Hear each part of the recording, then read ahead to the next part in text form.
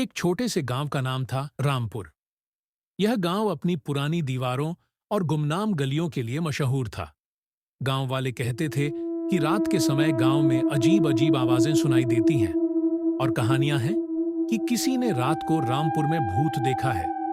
एक बार की बात है, गांव का एक युवक जिनेंद्र अपने दोस्तों के साथ एक रात के लिए रामपुर गांव जा रहा था।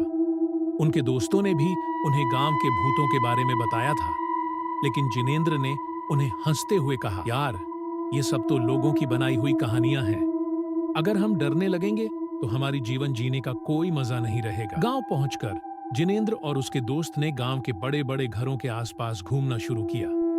गांव छोटा था, लेकिन रात का माहौल कुछ अजीब था।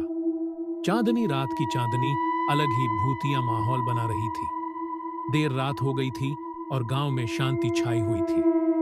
जिनेंद्र और उसके दोस्त एक विशाल और भूतिया बगीचे की ओर बढ़े। बगीचे में कुछ अजीब सी आवाजें सुनाई देने लगीं, लेकिन जिनेंद्र ने उन्हें ध्यान नहीं दिया। अचानक वहां से एक वृक्ष की छाया में कुछ दिखाई दिया। वे देखने के लिए वहां गए और वहां एक बड़ी पुरानी किताब खोई हुई थी। जिनेंद्र ने किताब को उठाया और देखा कि यह एक पुरानी गांव की दास्तान थी। उसमें लिखा था कि गांव में कई सालों पहले एक भूत बसता था, जो रात को गांव की सड़कों पर घूमता था। लोग कहते थे कि वहां अक्सर अजीब अजीब आवाजें सुनाई देती थीं और किसी ने भूत को देखा भी था।